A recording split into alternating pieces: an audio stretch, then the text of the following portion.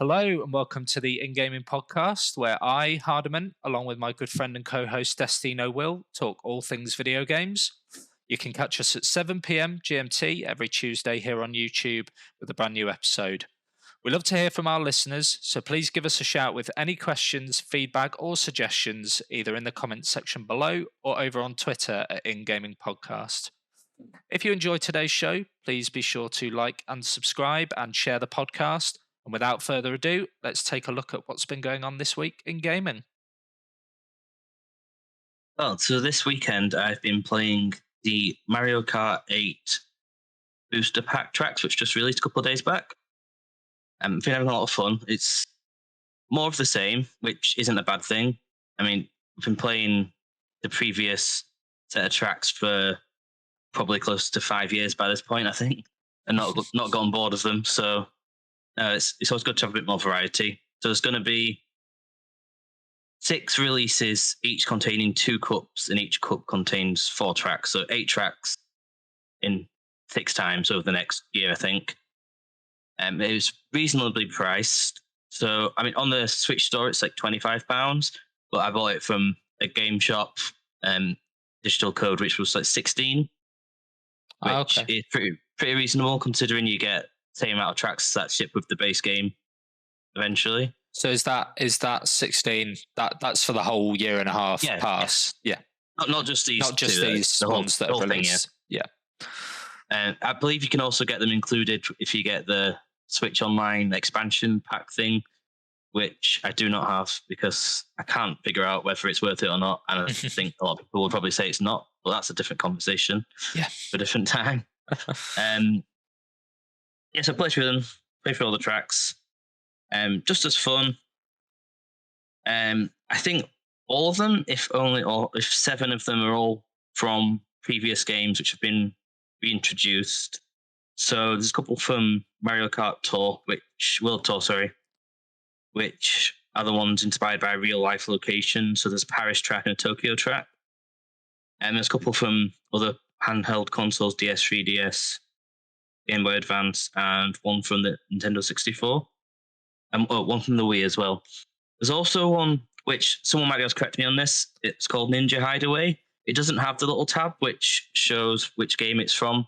So I'm assuming that's actually a new one. But part of me thinks that it maybe not because it doesn't feature any of the things which were first included in this game, which is like the anti-grav racing. You can go on the walls, on the ceilings and stuff. Yeah. So that's not in this track at all. So that's what I kind of like. Is it actually a new one? I've just forgot to put the tab on. So feel free if anyone wants to correct me on that. Apparently there has been a little bit of controversy online, people talking about the quality of these imported tracks. I didn't see anything sort of glaring in terms of graphics or anything. The only thing I maybe noticed is that some of the backdrops seemed a little sparse, maybe lacking in detail. But the actual things that you're up close to, I didn't see any problem. At the end of the day, it's Mario Kart, it's a Switch game. If it's bright and it's colourful and it runs smooth, it's good enough for me. We don't know what the tracks are coming with the subsequent expansions, although we have got the names for all the cups. Well, it doesn't really tell us anything. That's pretty much it. On a personal note, I would have liked it if they'd shipped a DLC with more characters to play as well, because it's kind of mad to me that there wasn't even any unlockable characters in the base game, and you have like 5 versions of Mario. Yeah. Like, could have done something there. Maybe they will. I don't know. But that's pretty much all I've got to say. It's fun. I definitely recommend it, especially if you frequently have like friends around and it's the kind of thing you might do. Yeah, it definitely sounds as though they're looking to kind of what maybe a lot of games are doing, which is having, like I think we've discussed before, like having a base game that serves as the the kind of the bones of the whole thing, and then you build on top of that. So it essentially becomes kind of the ultimate place to play Mario Kart, as opposed to carrying on with another kind of sequel entry, Mario Kart 8. I suppose what they probably want to do is save that for whatever's coming next in terms of either a new a new version of the Switch or a new console entirely. Yeah, I think so too. It doesn't make a lot of sense at the moment, financially to have two kind of same generational Mario Kart games. Clearly, Mario Kart 7 is still serving people well enough. Just a quick note there, this is actually Mario Kart 8. Oh yes, of course. Yeah, it's been so long since I played it. 8 Deluxe, yes.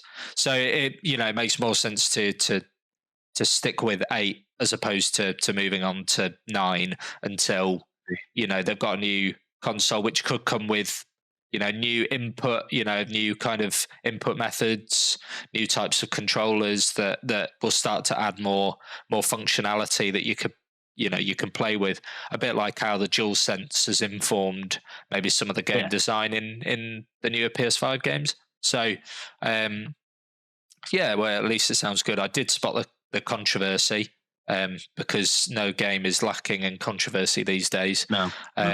But I think does anybody expect from a Switch game? The console has been out for a long time now, and therefore it's fairly, I would put it as fairly unreasonable to expect that they could be pushing new ground when it comes to graphics, kind of this far on in the life cycle of the console. So yeah, glad you're enjoying it. Yeah. You mentioned controversy. I think that's a good segue into our next section, isn't it? You could go anywhere in the current video game climate. You could go anywhere at this point. Controversy in racing games. Let's say that then. Okay. Yes. So I'm going to talk about the controversy that has caused Gran Turismo 7 to hit new lows in its Metacritic user score. The last time I checked, it was at a 2.4 in terms of user rating, and that's after maybe 3,800 plus reviews. So out of 10 or 100? Out of 10. Yeah, it was out of 100, and that is in comparison with the critic score, which is around 87. So the controversy this week has been surrounding the game's attitude towards credit, the credit economy within the game, and how the kind of presence of microtransactions have, in a way, informed, or some people believe it has informed how the economy works within the game. So more specifically, I want to use an example of a race that was essentially used in order to kind of, if you can believe it, out of a racing game, farm credits like you might farm souls in a Dark Souls game. There was a track called Fisherman's Ranch, which is a dirt track, and one of the events on that dirt track allowed you to do a 1v1, relatively straightforward race around one lap of Fisherman's Ranch. The race initially in the 1.06 patch granted you 65,000 credits for the win. Now, when you get a clean race bonus for staying off the walls and not bashing into any other drivers, you get a 50% credit increase. So that went up to 97,500 credits. So as you can already tell, this was a popular credit farming spot within the game. Now, the reason for credit farming is that the cost kind of overall seems to have been raised greatly in terms of kind of the per car cost. So some of the cars within the game might cost 50,000. They're kind of lower level small hatchbacks. 50,000, 60,000. Then you're looking at up to maybe 450,000 for kind of the GT3 cars, so some of the quicker cars, and then the Vision GT cars, which are sort of these, imagined hypercar kind of futuristic vehicles, what racing might look like in 20 years. Some of those you're looking at maybe 1 to 4 million credits. Then you've got the Legends spot. Now this Legends spot is in partnership with, I think, Haggerty. Now I'm not too sure whether they're a kind of a real car dealership. It's implied they are. I haven't actually looked this up, but the essentially the relationship was around these cars kind of going up and down in price, in terms of how many of a limited amount there were, and there would be 5 Legend cars at any one time. So these would range from 400,000 credits at some of the lower level of these Legend cars, but this could be anywhere up to 20 million for a single car. So that's 20 million credits for a single car, and remember there are 430 odd cars in this title. I'd got to the end of the campaign and maybe got 80. So you quickly can tell that it's going to be a long slog to get the credits to be able to buy all the cars in this game, especially some of the really expensive ones. The Legend cars are on a rotating basis, so it's not really clear how often that car might turn up. And just for the record, I just quickly looked. Haggerty are actually an insurance company who insure classic cars and bikes. Okay, so sort of pricier vehicles, things like that. Yeah. So, like I said, the idea around that Legends car is that the kind of prices decrease and increase as a number of cars get kind of bought up, and they'll rotate on some currently I think undefined calendar. Who knows when they update? They just come and go as and when. So the amount of credits needed to get all of the cars is substantial.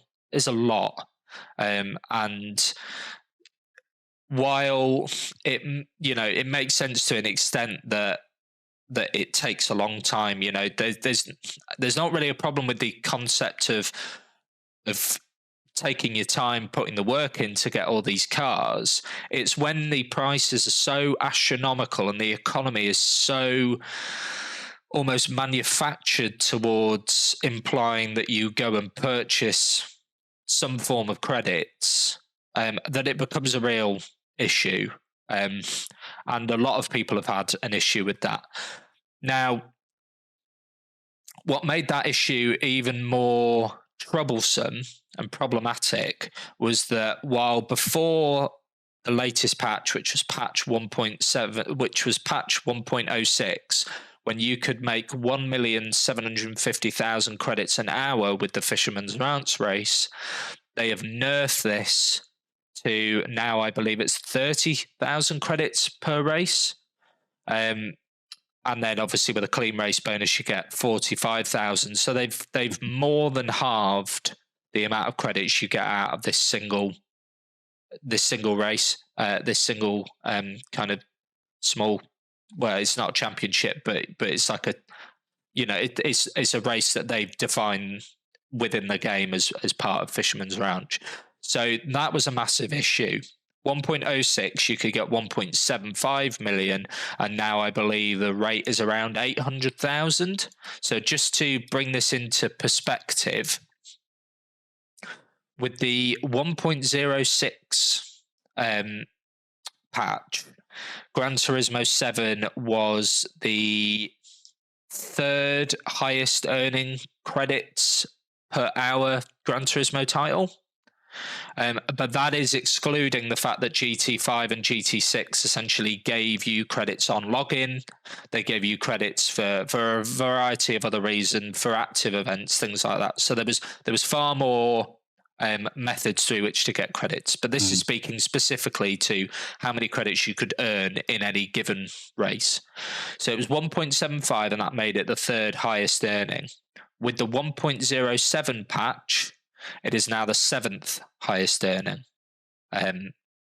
game, which means 7 games out of 9 games. So that's so that's including sport, the other one. And yeah, so 1, 2, 3, 4, 5, 6. Oh, that's 9 including the previous patch. So 8 games. So yeah, so it is now 7th, or 6th out of 8 games, which is obviously a substantial decrease in the amount that you can get per hour, and significantly increases the grind to earn all of these cars. Now, the interesting thing is that Gran Turismo 6 was the first game to bring in microtransactions, but they were essentially irrelevant due to the amount of credits you could get, which was 3.55 million per hour. So your hand was never forced into buying credits, because the amount that the game gave you was an overwhelming amount of credits. You didn't need to buy microtransactions. So what it appears to have happened is that with GT7, there's been a real conscious decision to push people towards paying real money for credits by significantly nerfing the amount that you can get per hour. That has caused massive controversy in the community of people who, microtransactions are already a very kind of touchy subject when it comes to video games, and we've seen instances in the past where it's looked like we've had our hand forced by microtransactions and by kind of a slow grind. And it seems to be that Sony and Polyphony Digital have made a massive misstep, because they should have read the room. They should have kind of read the overwhelming backlash that games have seen against microtransactions, and not gone down this path. It's only made worse by the fact that you are expected to tune your cars, which costs additional credits. You're expected to, obviously, with the sport online mode, these cars you obviously have to have a certain vehicle to enter in the race, and then you have to tune your car up to a certain performance point rating, which costs even more credits. So it seems like there's just a massive barrier to entry for the online mode. So Kazunori Yamauchi, who's the game director on all of the Gran Turismo games, quite a famous face within Japanese game development, did release a statement where he said, and quote, "I wanted to explain what happened in this update. Immediately before the release of 1.07, we discovered an issue where the game would not start properly in some cases on product versions for the PS4 and PS5.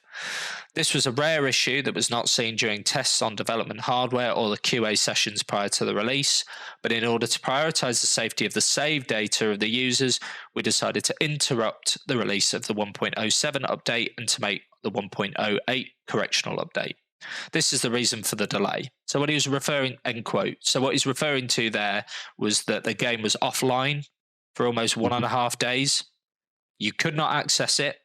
Now, this game being online only, even in single player mode, meant that while the game was down, you couldn't play it.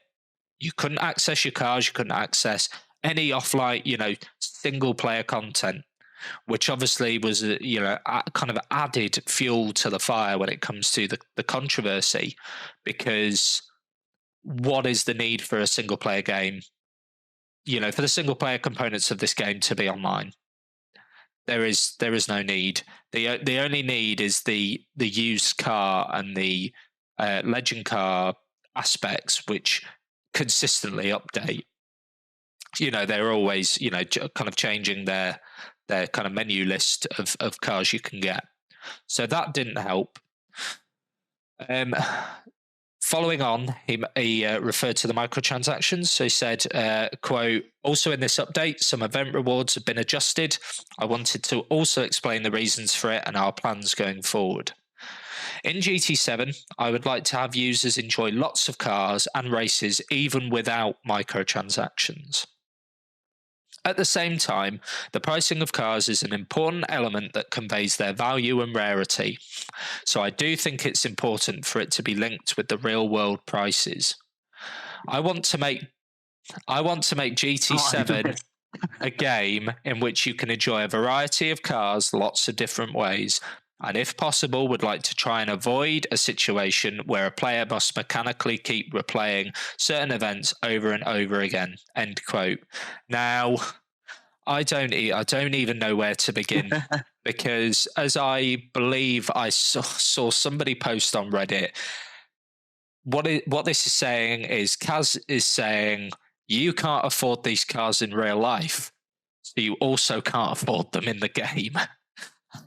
Essentially, I mean, it's a game. The point is, it's a game. You do things you can't do in real life. Exactly. That is like most of the reason people play games is because absolutely do things they can't do. And right? so why a car needs to be priced in line with its real life equivalent at 20 million, any given currency, makes it hours, more than 21 hours of straight playing of this single race over and over again will get you enough credits to buy that 120 million car. That is a lot, and that's just one car out of 424. So go on. He phrases the the farming method you mentioned earlier. He's obviously referring to that, but he's saying like people were made to do it as if like they weren't doing it intentionally. Yes, yeah, absolutely. I saved them from it. And I think what what boggles my mind with this is that this, like we've said, this is a video game, so the in-game economy is however you set it. And when you talk about value and rarity, it's all within the context of how things are priced relative to other things.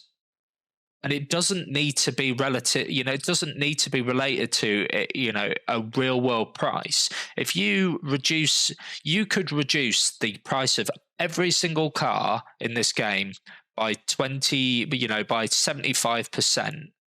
And a car that cost 20 million before would still be 5 million credits and would still be expensive or deemed valuable or rare relative to all the other cars that had their prices decreased by 75%, because it's all relative. It's how the cars relate in price to each other. We're not sat here scouting the price of 424 vehicles to see what their real world price is. So it's up to you to set that economy. And if you are setting that economy deliberately with the intention of making people either grind for credits or buy credits, then it has nothing to do with value and rarity. It has to do with the fact that you are intentionally making this game and padding this game out with grindy events. And like he said, I would like to avoid a situation where a player must mechanically keep replaying certain events. What it looks like they've done is seen on YouTube that people are saying this is a good way to get credits, and they've gone, no, I don't think so. I don't think you'll be doing that now. And that is for a game developer to look at a way that, it's not like anybody is glitching the system or cheating the system. It's not like somebody has installed a hack that gets you quick credits. All that happened was people were legitimately playing a race that had a good credit reward over and over again. It's not like anybody is gaming the system. They're doing exactly what you've provided. And if you decide as a game developer Sorry. I'll just say, if you decide to, as a game developer, take that option away, then I just can't agree with that. It's just predatory in the sense that we want to more than more than double the amount of time it will take you to do exactly the same thing for no other reason than we don't want you to mechanically play, everything over and over again. Go on. What were you going to say? I was just going to say, if the change had been made purely with balancing in mind, like to balance the in-game economy, and also so that people get a proper experience in that they play everything rather than just one track, I wouldn't have an issue with that, because that kind of ties in with like their vision for the game and how people play it. But it's simply because it's very clearly, it's because they want to drive you towards those credit purchases. Yeah, exactly. That's my problem with it. Like, yeah, no, I completely agree. If it was a case of the economy, but it's worth noting that even with the economy as it was, getting 1.75 million credits an hour would still take 12 hours of racing to buy a 20 million car. There's a single car. One car. There's one car. And so it's not that there wasn't a grindy aspect or a working towards it aspect. It's that they've made that purposefully slower. And one thing that really, really gets me is that there's, I think, 10 championships, and then you've maybe got within each single track, maybe a maximum of 5 single races. And then, some of them have 1, some of them have up to 5. You've then got circuit experiences, missions, and license tests. But very much when those are kind of completed, you're competing against maybe friends as opposed to trying to earn credits, because the credit rewards on those are incredibly low. So if there were 3 times as many championships for me to play, if there were at least 5 races per track, per 35 tracks, that gave you good credit rewards, then it wouldn't be as much of a problem. But essentially what has happened is people have played the game. For me, it's taken 21 hours to finish it. And then we've got to the point of, where do you go from here? Which direction do I go from here? And so immediately your thought is, right, well, where can I earn credits so that I can buy cars? I can use, so that I can use them for online or whatever it might be. That's my first immediate thought. But there's just not enough of those of those championships, those races in order to do that. And so what direction do they expect you to head except for completing a single race over and over again to kind of farm those credits and get those cars? And I think that's a massive issue.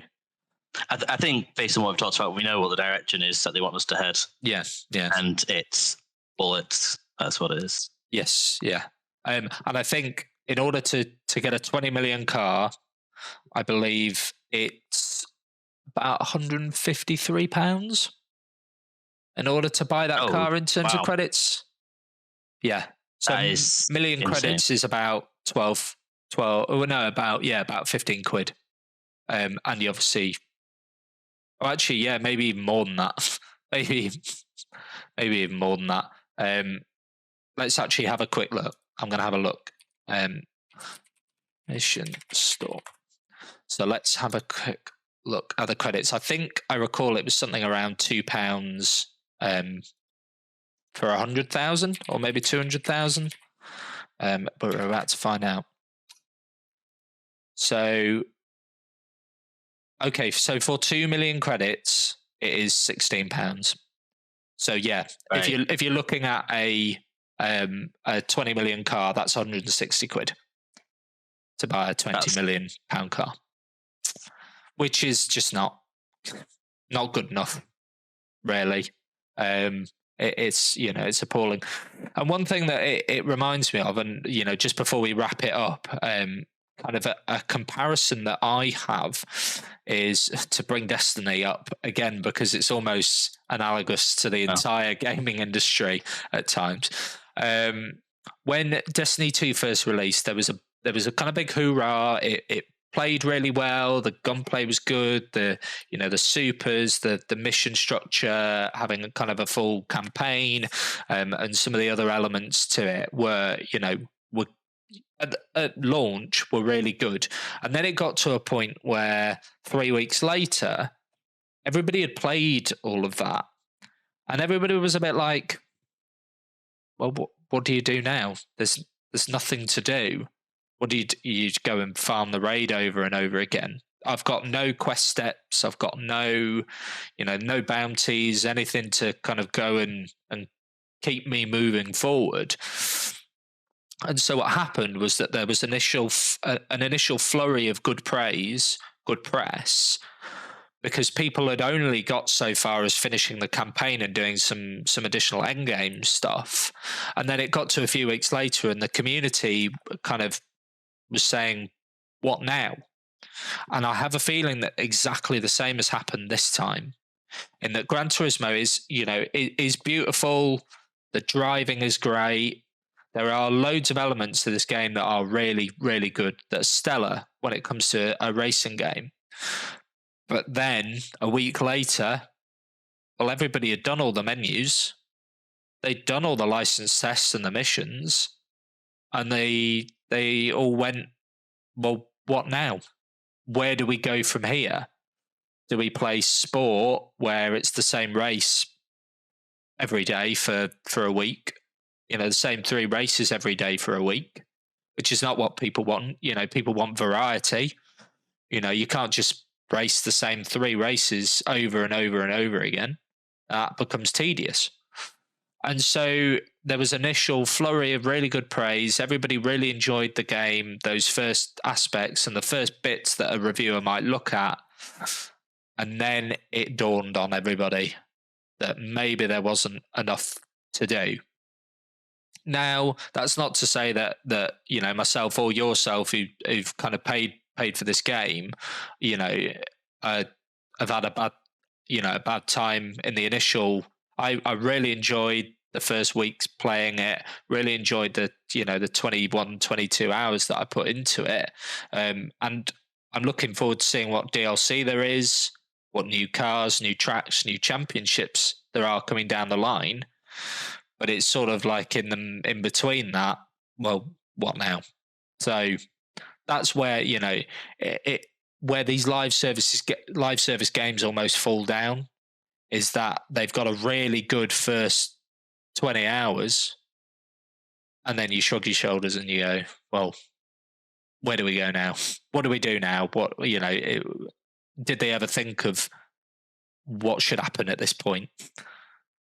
Well, this is presumably why Sony wanted to get Bungie on board for their expertise in these areas, because they've made these mistakes before and now they know how not to make these mistakes. Yeah, I saw. I think Paul Tassi wrote an article about that. Probably. Yeah, it said. I probably saw that headline and just went. Said Gran Turismo 7 is shows why Sony need Bungie's help with live service games. Paraphrasing, but yeah. So we'll have to. There you go. There's some reading for the audience for this week. Go and read Paul's article. I'll link it in the description as well, and get some insight into why the acquisition of Bungie, why bringing those kind of live service experts on board was a good move, because otherwise you get situations like this. But I think that's where we'll wrap up Gran Turismo, because I don't want to go on too much. I know we talked about it quite a lot last week. We'll have to see. It's certainly the case that that maybe not not in a in sort of generalizing, but Western developers maybe have a kind of they've received more backlash over the past few years when it comes to microtransactions and kind of live service games. So kind of very quick to turn, to almost rewrite their vision in order to obviously kind of please the community and make sure that the community is happy. Whereas I know that Gran Turismo in the past, when it's received backlash, they very much stick to their vision of what the game is, despite maybe some of the uproar. So it'll be interesting to see whether Polyphony Digital do make any decisions kind of in the short term, or whether we just have to wait to see how their long term goals play out. So yeah, have you got anything to add? No. Other than the fact that I'm still only slowly going through the campaign, so I've not hit this wall yet. Yeah. Maybe by the time I do, they'll have sorted it out a bit, and then I won't have to actually experience this. Yeah, I mean, I do recall when you first started playing. I think when you first started playing Destiny 2, and I'm sure we'd had discussions about that there were some aspects in the kind of early game that you were enjoying, and I was maybe responding saying, "Oh yeah, well, those were really good at the start. It's when you get to the end game that things are a bit more troublesome." So it's obvious that people who enjoy taking their time through the game are still having a good time. It's those kind of diehard fans who put in the hours that maybe notice some of the cracks. But yeah, we'll wrap up Gran Turismo, and we will move on to our next topic.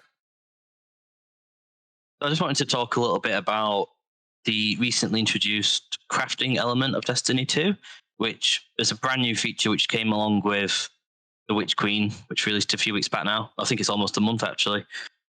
So at first I was kind of a bit like, didn't know what to make of it. It's just so different.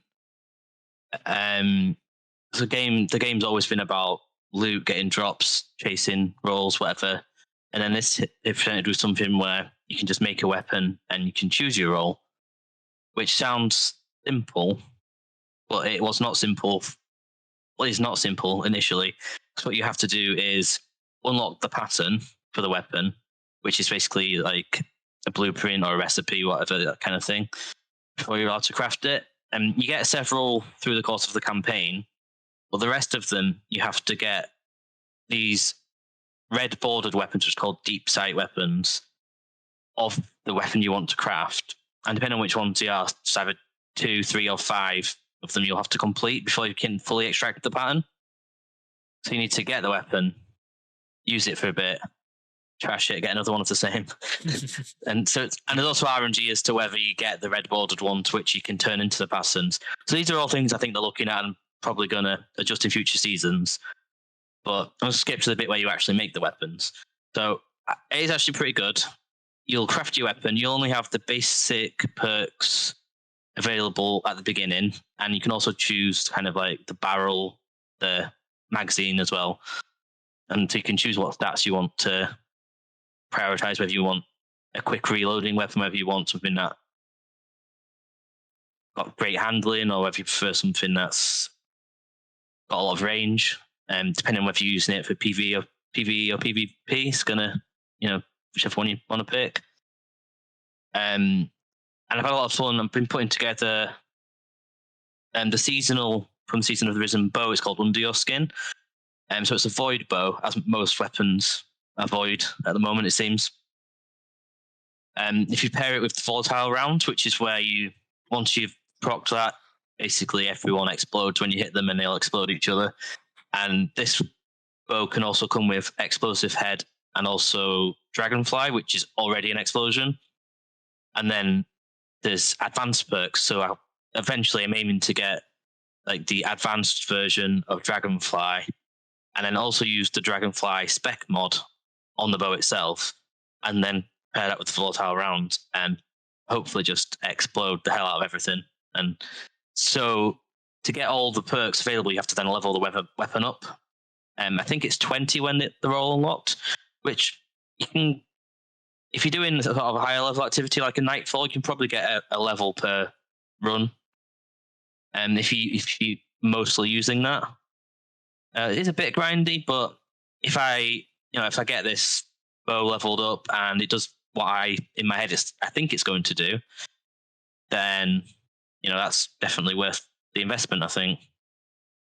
The other thing that's kind of cool is they've also introduced the crafting of some exotic weapons. So there's the Osteo Striga submachine gun, which came with the deluxe edition.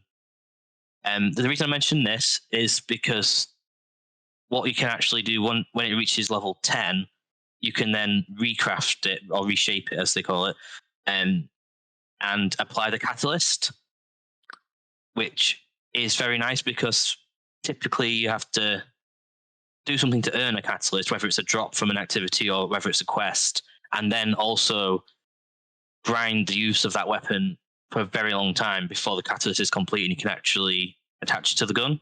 Where it was expensive in terms of materials, so it used the, I think, are they called Ascendant Alloy?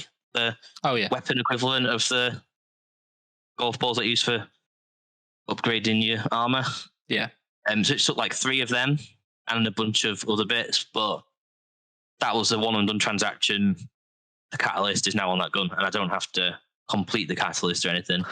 That sounds good. Yeah, sounds like a much simpler route to getting the catalyst. I suppose in the past it's been a case of I've been given a catalyst for a weapon, and I know that the catalyst in some might kind of transform how effective the weapon is, but it requires really extensive use of the weapon, and I might want to get to the point at which I've got the catalyst because it might be a kind of game changer when it comes to using the weapon, and I just can't be bothered going through the kind of grind to get there. Whereas it sounds like it is a more streamlined route towards getting the catalysts for this that involve having the materials over actually kind of completing some tasks. So that sounds like that sounds like a good alternative to how catalysts are.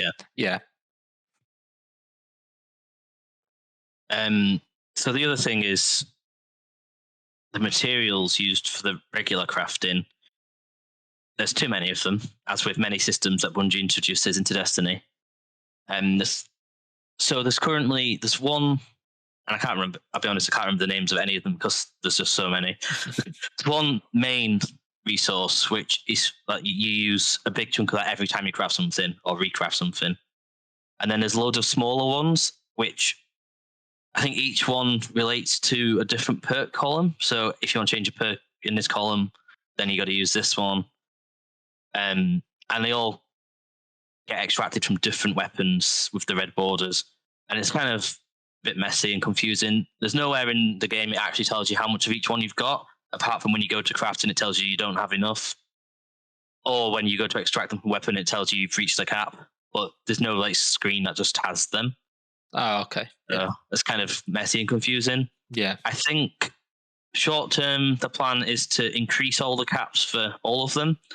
And then long term, as in next season, the plan is to ditch all of the minor resources and just keep the one central one, which is just used for everything. So hopefully it'll be a bit smoother in the terms of grinding the materials to actually do the crafting. It seems to me like I suppose this is maybe a kind of symptom of live service games in general, but there's been a tendency, and I suppose it's the same with kind of these elements, is to and to a certain extent I can understand it, where you release a feature to the game, so in this situation crafting, because you're relying on player feedback in order to tune it and make it more kind of more approachable, more enjoyable to use. Sometimes that's the sort of feedback that you can't get through kind of QA testing. you need that kind of wider scope of all the different players, people who play hard, kind of hardcore every day, people who only check in once a week on reset, people who maybe have even less time than that.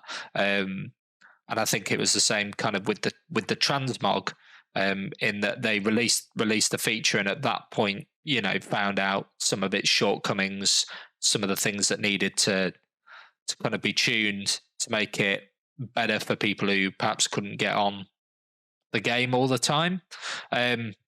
So it's a bit of a kind of half and half. It's releasing. I get the impression maybe.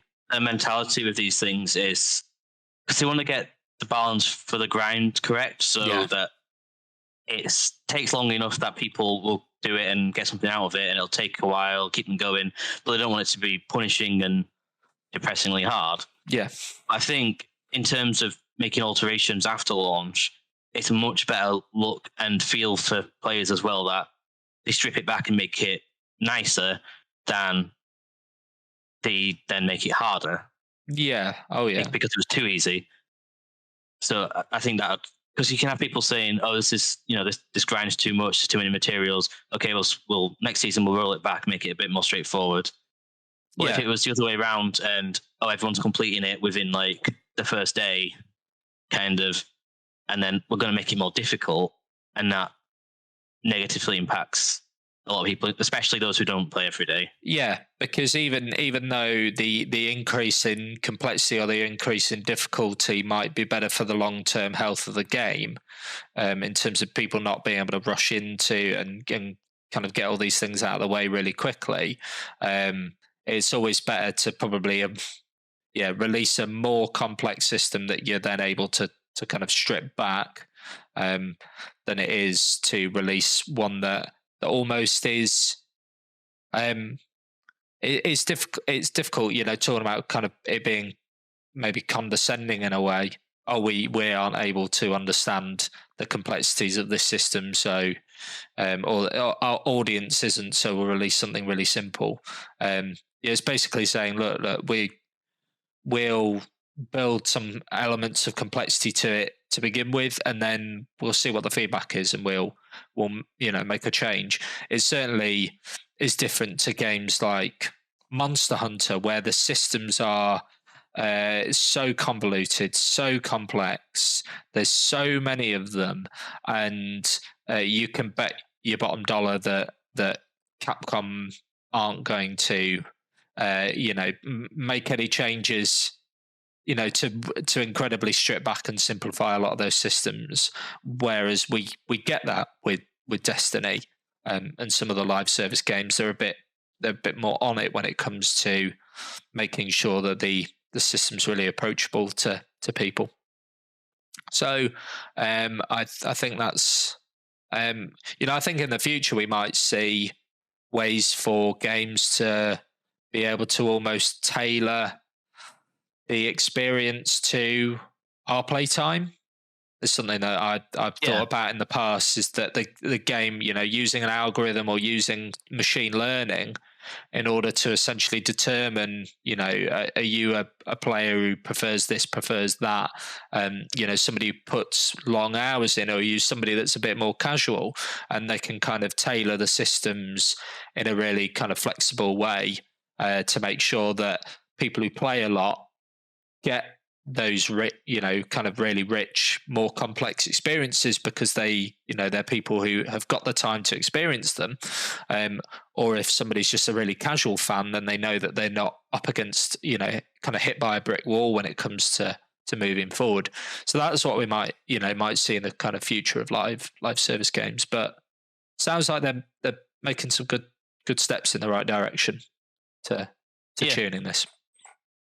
Yeah, looking forward to see where it goes.